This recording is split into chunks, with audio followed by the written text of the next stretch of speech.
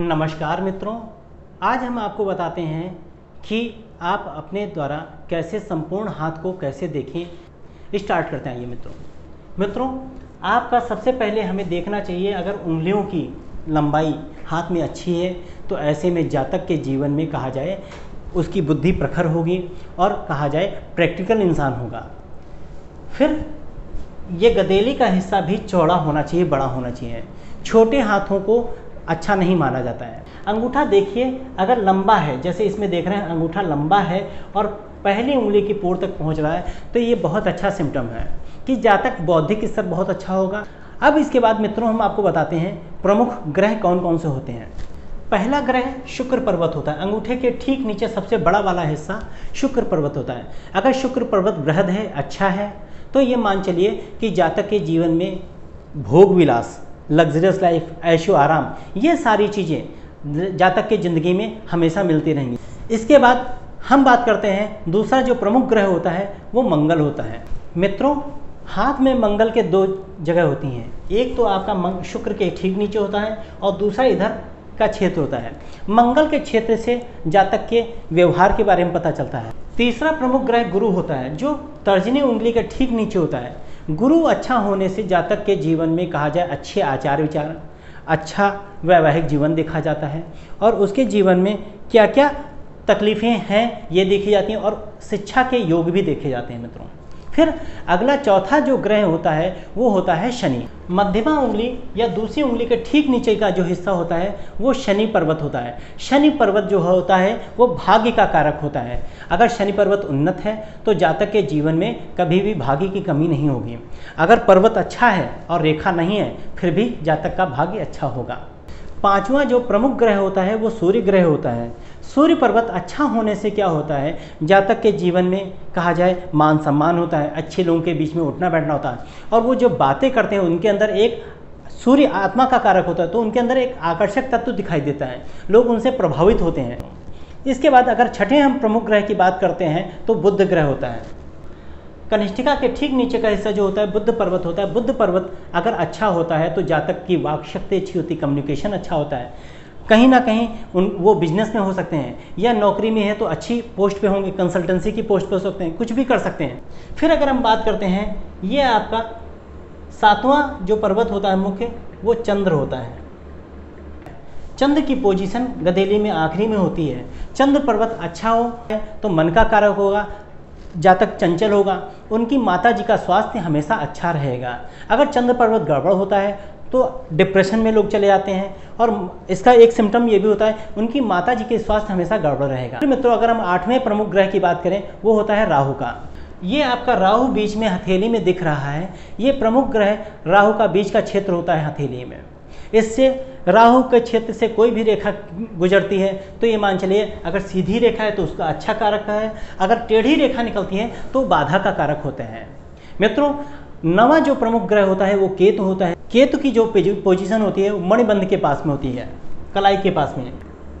ये हिस्सा जो होता है वो केतु का होता है। केतु से पैतृक संपत्ति, पितृदोष के बारे में देखा जाता है। जेल हो गया, कोई कैद हो गया या कोई आपका कोर्ट कचहरी से प्रॉब्लम अगर वो है तो केतु के क्षेत्र से देखी जाती है मित्रों। इसके बाद अगर हम बात करते हैं तो प्रमुख रेखाएं कौन कौन सी होती हैं। मित्रों, हाथ में प्रमुख रेखा होती है जीवन रेखा। जीवन रेखा नीचे से ऊपर की तरफ जाती है। अगर स्वस्थ जीवन रेखा है तो ऐसे जातक के बारे में आप आंख बंद करके बता दीजिए कि उसके जीवन में कोई भी शारीरिक कष्ट नहीं होगा, बीमारी नहीं होगी, कोई परेशानी नहीं होगी। फिर दूसरी प्रमुख रेखा होती है आपकी मस्तिष्क रेखा। अगर मस्तिष्क रेखा सुंदर है, स्वच्छ है और निर्मम निकल रही है तो जातक का मस्तिष्क बहुत अच्छा होगा, सोचने की शक्ति बहुत अच्छी होगी, उसके जीवन में कहा जाए वो प्रखर बुद्धि का होगा। फिर तीसरी प्रमुख रेखा आपकी हृदय रेखा होती है, जो आपकी छोटी उंगली से निकलकर और गुरु पर्वत तक जाती है। अगर हृदय रेखा अच्छी है तो आप आंख बंद करके बता सकते हैं कि जातक का हृदय बहुत अच्छा है। अगर इस पर कोई जाल नहीं है, कोई रेखा काट पीट नहीं थी तो आप ये भी कह सकते हैं उसको जीवन में कोई परेशानी या बीमारी नहीं होगी। जैसे हार्ट लाइन पे रेखा होने से जातक को बीपी का प्रॉब्लम हो सकती है, शुगर की प्रॉब्लम हो सकती है या कहा जाए डिप्रेशन में जाने की प्रॉब्लम हो सकती है मित्रों। फिर ये 3 प्रमुख रेखाएं होती हैं जिनसे जातक के जीवन में क्या कैसा है ये देखा जा सकता है। और आपका कहा जाए कि सामान्यतः देखा जाए लमसम 40% लोगों के हाथ में इस तरह की 3 ही रेखा मिलती हैं, ज़्यादा रेखाएं नहीं मिलती हैं। अगर ज़्यादा रेखाएं मिलती हैं तो हर एक रेखा का, हर एक चिन्ह का हाथ में मतलब होता है मित्रों। अब इसके बाद हम बात करते हैं सहायक प्रमुख रेखा कौन कौन सी होती हैं। सहायक प्रमुख रेखा में सबसे प्रथम रेखा जो होती है वो होती है आपकी भाग्य रेखा। भाग्य रेखा का उद्गम जो होता है चंद्र पर्वत से होता है और ये जाति कहाँ है? शनि पर्वत पे, आपकी दूसरी उंगली या मध्यमा उंगली के ठीक नीचे। शनि पर्वत चंद्र पर्वत से ये स्टार्ट हो रही है और ये शनि पर्वत, जिस जातक के जीवन में चंद्र पर्वत से और शनि पर्वत के बीच में भाग्य रेखा जा रही है तो आप समझ सकते हैं, उसको आंख बंद करके बोल दिए उसके जीवन में कभी कोई परेशानी आने वाली नहीं है। जब वो पैदा हुआ था तो अच्छे घर में पैदा हुआ, उसके अच्छी एजुकेशन हुई, उसकी अच्छी से देखभाल हुई। जब वो समझदार हुआ अपने आप ही उसको नौकरी मिल गई या घर का कोई बिजनेस मिल गया और घर में कोई परेशानी नहीं और मस्ती में रहने वाला इंसान रहेगा। ऐसे जातक के जीवन में कभी कोई प्रॉब्लम नहीं आती है। दूसरी जो सहायक प्रमुख रेखा होती है वो सूर्य पर्वत से निकलती है। सूर्य रेखा आपका यूं, अगर इस तरह की रेखा किसी के हाथ में मिल जाए तो आप समझ लीजिए कि ऐसे जातक के जीवन में एक तो भाग्य अच्छा हो गया, सबसे अच्छी बात, और दूसरा क्या है, सूर्य रेखा होने से मतलब सरकारी महकमा कहीं ना कहीं शासन प्रशासन उसके हाथ में है और वो ऊंची पोस्ट पे बैठा है और घर में ऐशो आराम की चीज़ें हैं और आपका मान सम्मान हो गया, सरकारी नौकरी मिल गई और जीवन स्वस्थ है और क्या चाहिए। अगर हम तीसरी प्रमुख रेखा के बारे में बात करते हैं तो भाग्य रेखा से कोई रेखा निकलते हुए बुध पर्वत पे जाती है तो उसको हम व्यवसाय रेखा भी बोलते हैं या स्वास्थ्य रेखा बोलते हैं। अगर सीधी रेखा जा रही है तो इसका मतलब है जातक के जीवन में व्यापार बहुत अच्छा है, तो ऐसे जातक के जीवन में कहा जाए धन संपदा की कोई कमी नहीं रहती। और ऐसे जातकों की, क्योंकि बुध पर्वत पे सीधे सीधे जा रही है तो वाक शक्ति इतनी अच्छी होती है, मान लीजिए कि मन मोहने वाली बात करते हैं, बिल्कुल अट्रैक्ट करने वाली, दिल में उतरने वाली बात करेंगे ऐसे। साथ ही साथ में व्यवसाय रेखा होने का एक और इसका दुष्प्रभाव है, इसको स्वास्थ्य रेखा बोलते हैं। अगर ये रेखा है तो कहीं ना कहीं जातक के जीवन में कुछ ना कुछ स्वास्थ्य में परेशानियां लगी रहेंगी। चौथी प्रमुख रेखा जो होती है वो आपकी गुरु पर्वत की होती है, जो इस तरह से, अगर इस तरह से कोई रेखा गुरु पर्वत पे चली जाए तो इसका मतलब है जातक अपने जीवन में अपने ज्ञान के बल पे वो बहुत ही तरक्की करता है और बहुत ही ज़्यादा ऊंचाइयों पर जाता है। अगर इस तरह की रेखा मिल जाए तो ऐसे जातक बहुत बड़े साधु, सन्यासी या प्रवचन देने वाले होंगे। ऐसी रेखा मैंने देखी है और अगले वीडियो में हम आपको साक्षात्कार कराएंगे, लाइव दर्शन कराएंगे ऐसे हाथ के बारे में और जिनके हाथ में ऐसी रेखा हैं और उनकी पोजीशन क्या है, हम उनका चेहरा भी आपको दिखाएंगे।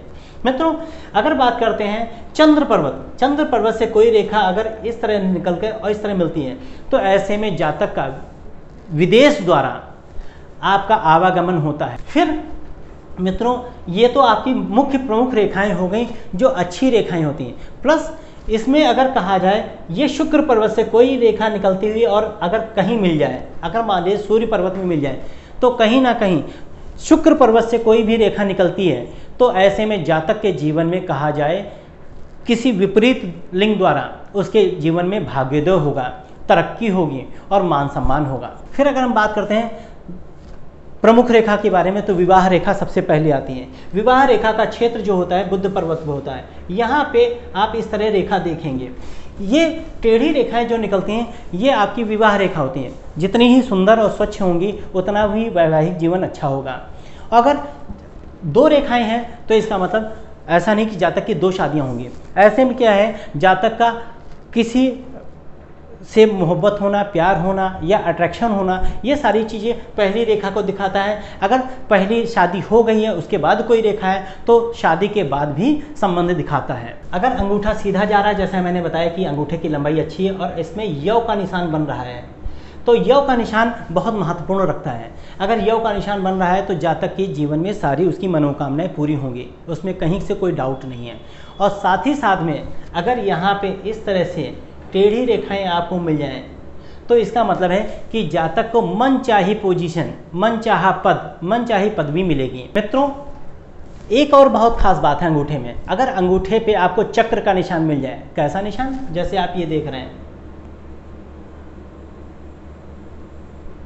अगर इस तरह का अंगूठा में निशान मिल जाए और अंगूठा टेढ़ा ना हो, पीछे तरफ ज़्यादा जाता ना हो, ऐसे जातक बिल्कुल राजा के जैसी ज़िंदगी जीते हैं कि उनका कैसा भी परिवेश हो, कैसा भी माहौल हो, लेकिन वो अपने जीवन में कहा जाए कि अपनी मर्जी के अकॉर्डिंग जीते हैं, अपने मर्जी के अकॉर्डिंग डिसीजन लेते हैं, किसी के दबाव में आके काम नहीं करेंगे। मित्रों, आशा करते हैं कि आज हमने आपको प्रमुख चीज़ें बताई हाथ में, इनसे आपको बहुत कुछ सीखने को मिलेगा। मित्रों, अगर आपको हमारा ये वीडियो अच्छा लगे, ज़्यादा से ज़्यादा शेयर करिए, लाइक करिए और कमेंट करिए।